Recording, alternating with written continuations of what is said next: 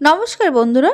ডিমের অনেক রেসিপি তো আপনারা বাড়িতে তৈরি করে খেয়েছেন, কিন্তু এইভাবে একবার এই শীতে বানিয়ে খান, না হলে কিন্তু চরম মিস করবেন। দারুণ খেতে হয়, ভাত, রুটি, লুচি, পরোটা যার সঙ্গেই খান না কেন একেবারে জমে যাবে। আর একদম কম সময়ে তৈরি হয়ে যায়, খেতে কিন্তু দুর্দান্ত হয়। অবশ্যই এইভাবে একবার বাড়িতে বানিয়ে ট্রাই করে দেখতে পারেন, সবার ভীষণ ভালো লাগবে। দেখুন, এই ডিমের রেসিপিটি তৈরি করার জন্য এখানে আমি 4টে ডিম আগের থেকে সিদ্ধ করে খোসাটা ছাড়িয়ে নিয়েছি। এবার ডিমের গাগুলো এভাবে একটু চিড়ে দিচ্ছি, যাতে করে এর মধ্যে মশলাটা খুব ভালোভাবে ঢোকে। এবার দেখুন, এই ডিমের কারিটা রান্না করার জন্য একটা মশলা তৈরি করে নেব। মিক্সিং জারের মধ্যে দিয়ে দিচ্ছি আমি 10-12টা গোলমরিচ। তারপরে দিয়ে দিচ্ছি এখানে 5 থেকে 6 কোয়া রসুন। এবার এর মধ্যে দিয়ে দেব আমি 2 টুকরো আদা। আদাটা কিন্তু খুবই কম দিয়েছি। আর দিয়ে দিচ্ছি এখানে 2টো বড় বড় কাঁচা লঙ্কা। দিয়ে দেব 1 মুঠো ধনেপাতা। ধনেপাতাটা কিন্তু একটু বেশি করে দিতে হবে। এবার এর মধ্যে দিয়ে দিচ্ছি আমি 2 টুকরো বরফ। এই বরফ দেওয়ার কারণে কিন্তু ধনেপাতার কালারটা কিন্তু একই রকম সবুজ থাকবে, এটা কিন্তু একদম চেঞ্জ হবে না। বরফ যদি না থাকে এর মধ্যে কিন্তু ঠান্ডা জল দিয়েও আপনারা সামান্য জল দিয়ে এটা বেটে নিতে পারেন। দেখুন, একদম মিহি করে বেটে নিয়েছি, আর কালারটা কিন্তু একদম সবুজ রয়েছে, একটুও চেঞ্জ হয়নি। এবার এদিকে দেখুন, রান্নার জন্য কড়াইতে দিয়ে দিচ্ছি আমি একবারেই সরষের তেল। এখানে 2 চামচ মতো সরষের তেল দিয়ে দিলাম। তেলটা একটু গরম হয়ে যাওয়ার পর দিয়ে দিলাম সামান্য নুন, আর দিয়ে দিচ্ছি সামান্য হলুদ।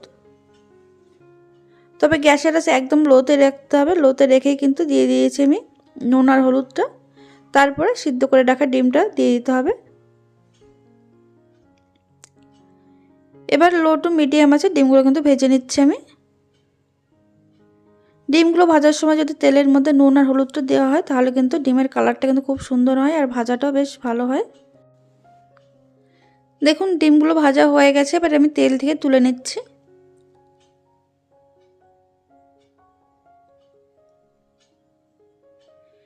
এবার ওই তেলের মধ্যে দিয়ে দেবো আমি 1/2 টিস্পুন গোটা জিরে।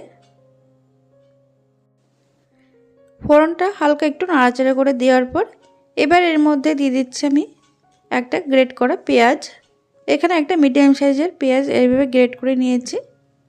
আপনারা চাইলে পেঁয়াজ বাটাও এখানে ব্যবহার করতে পারেন, তবে পেঁয়াজ কুচিটা ব্যবহার না করাই ভালো। পেঁয়াজ যদি কুচিটা ব্যবহার করেন তাহলে কিন্তু একদম মিহি কুচি করে দিতে হবে। পেঁয়াজটা কিন্তু আমি লো আছে 1 মিনিট একটু ভেজে নিয়েছি।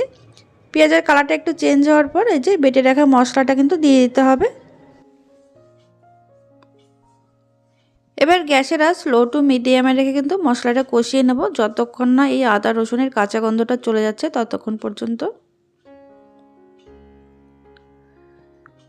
দেখুন, এখানে আমি 2 মিনিট কিন্তু কষিয়ে নিয়েছি, মশলাটা কিন্তু অনেকটা শুকিয়ে গেছে। এবার এর মধ্যে দিয়ে দিচ্ছি আমি গ্রেট করা টমেটো। এখানে একটা মিডিয়াম সাইজের টমেটো এইভাবে গ্রেট করে নিয়েছি।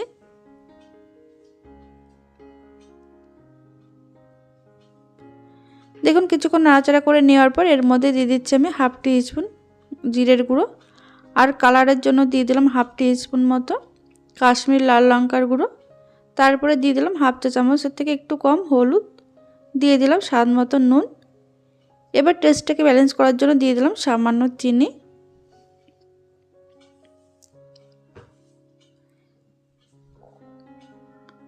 এবার লো আছে মশলা কিছুক্ষণ কষিয়ে নিতে হবে।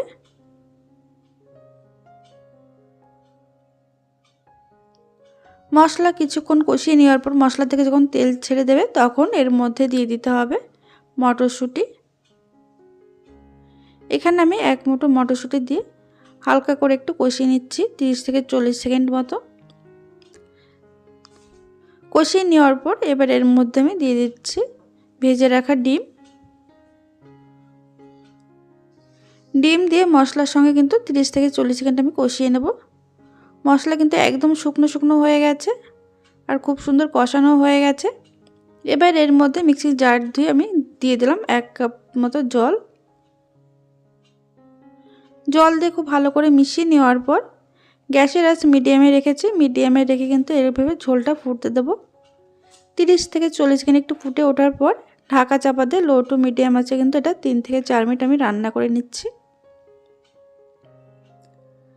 4 মিনিট রান্না করে নিয়েছি। এদিকে কিন্তু গ্রেভি অনেকটাই গাঢ় হয়ে গেছে। এবার সবশেষে দিয়ে দিচ্ছি সামান্য গরম মশলার গুঁড়ো।